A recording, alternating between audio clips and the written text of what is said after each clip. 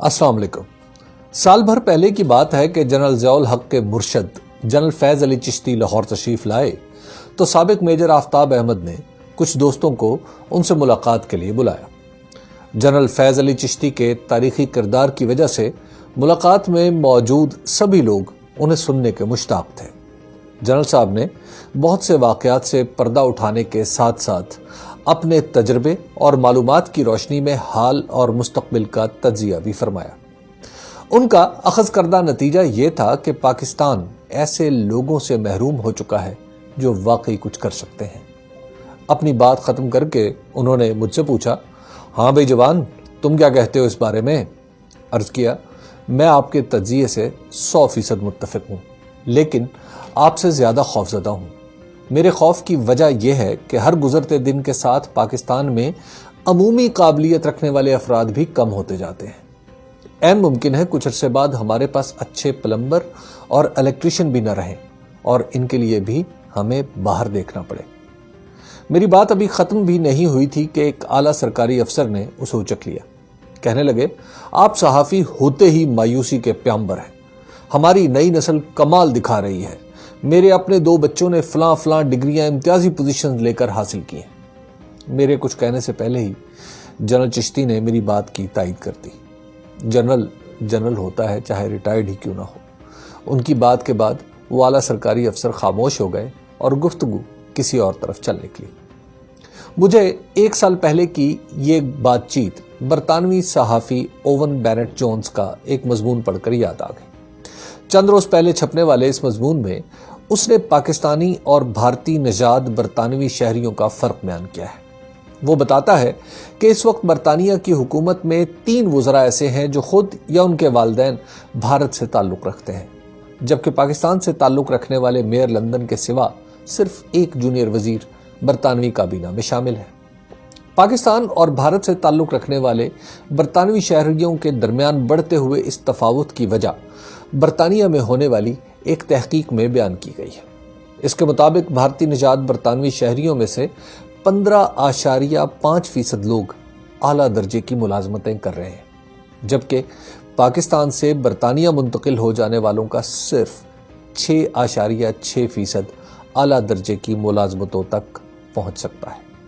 इसी तरह इन दोनों मुल्कों से ताल्लुक़ रखने वाले बच्चों का मुवाजना किया जाए तो 15 साल की उम्र तक के पाकिस्तानी और भारतीय बच्चे बरतानवी स्कूलों में तकरीबन एक जैसी कारकर्दगी दिखाते हैं, लेकिन 16 से 18 साल की उम्र में पाकिस्तानी बच्चों के तालीमी नताइज खराब होने लगते हैं और आखिरकार ये बच्चे पीछे रह जाते हैं। इसी तहकीक में बरतानिया में रहने वाले भारतीय और पाकिस्तानी मुसलमानों के दरमियान भी यही फ़र्क दरियाफ्त हुआ है, यानी मुसलमान पाकिस्तानी तारकीन वतन के बच्चे भारतीय मुसलमानों के बच्चों से भी पीछे रह जाते हैं। इस बरतानवी तहकीक ने यह दिलचस्प इंकशाफ किया है कि वो पाकिस्तानी बच्चे जो बरतानिया में भी पाकिस्तानियों के इलाकों में रहते हैं, तालीम के मैदान में उन पाकिस्तानी बच्चों की निस्बत ज़्यादा पीछे रह जाते हैं जो उन मोहल्लों में रहते हैं जहां पाकिस्तानी कम है। गोया किसी इलाके में पाकिस्तानियों की अक्सरियत का मतलब है कि यहाँ के बच्चे ऐसी रवायात में पले बढ़ेंगे जो इन्हें तरक्की की दौड़ में रफ्तार ही नहीं पकड़ने देगी। ये मजमून और ये तहकीक बता रहे हैं कि पाकिस्तानी मुआशरे में सुस्ती, काहली, नालायकी और कमकोशी की बीमारी जोग्राफियाई तौर पर पाकिस्तान तक ही महदूद नहीं रही, बल्कि हर उस जगह तक पहुंची है जहां जाकर पाकिस्तानियों ने मिलकर कोई समाज तरतीब दिया है। एक बरतानिया पर ही मौकूफ नहीं, आप मशरक़ वुस्ता जाकर देख लें। पाकिस्तानियों की अक्सरियत ऐसे काम करती नजर आएगी जिसे करने के लिए किसी ज़हनी सलाहियत की नहीं, महज 2 हाथों की ज़रूरत है। अमूमी तौर पर किसी काबिलियत से महरूमी और ध्यान से काम ना करने की आदत की वजह से पाकिस्तानी मजदूर भी हर गुजरते दिन के साथ खलीज के मुल्कों में अपनी अफादियत खोता जा रहा है। हमारे माशरे में काम ना करके या बहुत कम काम करके ज़्यादा पैसा कमाने की इस रविश ने सूरत हाल इतनी ख़राब कर दी है कि चीनी सरमायाकार जो यहाँ कारखाना लगाना चाहते हैं, पाकिस्तानी मजदूरों की पैदावारी सलाहियत को नाकाबिल कबूल समझते हैं। यह हालत सिर्फ मजदूरों की होती तो बात भी थी, معاملہ اس حد تک خراب ہو چکا ہے کہ جن چند منصوبوں پر پاکستانی انجینئرز کو بھی لگایا گیا وہ بھی اپنا کام پورا نہ کر سکے اور انہیں چین سے تربیت دلانا پڑی۔ پاکستان کی افرادی قوت کا یہ خراب حال ایک دن میں نہیں ہوا۔ ذوالفقار علی بھٹو کی نیشنلائزیشن کی پالیسی کی وجہ سے جب کارخانے سرکاری شعبے میں آ گئے تو روزگار کا موقع بھی سیاست سے منسلک ہو گیا۔ پھر نجی کاروبار نے بھی ایسی شکل اختیار کر لی کہ یہ منڈی کے اصولوں کے مطابق نہیں، سرکار دربار سے تعلق کی وجہ سے چلنے لگا۔ سرکاری ٹھیکیداری، ٹیکسٹائل، ہاؤسنگ سوسائٹیز، شوگر ملیں، کھاد کے کارخانے، بجلی گھر، سی این جی اسٹیشن دراصل کاروبار کی تعریف پر پورے ہی نہیں اترتے۔ یہ پیسے کمانے کی وارداتیں ہیں جن میں کامیابی کے لیے بس حکومت اور بیوروکریسی کی آشیرواد کی ضرورت ہے۔ انسانی محنت اور سرمایہ کا فطری تعلق توڑ کر جب روزگار اور سیاسی وابستگی کو آپس میں جوڑ دیا گیا تو نالائکی اور نااہلی کا وہ طوفان آیا جس کے سامنے بند باندھنا مشکل ہو چکا ہے۔ سرکاری اداروں میں بھرتی کی مثال لے لیجیے۔ پی آئی اے میں وہ لوگ پائلٹ بھرتی ہو گئے جو جہاز چلانے کا لائسنس بھی نہیں لے سکتے۔ ریلوے میں سیاسی بھرتیاں اتنی ہوئیں کہ اب اس کی پینشن کے اخراجات تنخواہوں سے بڑھ چکے ہیں۔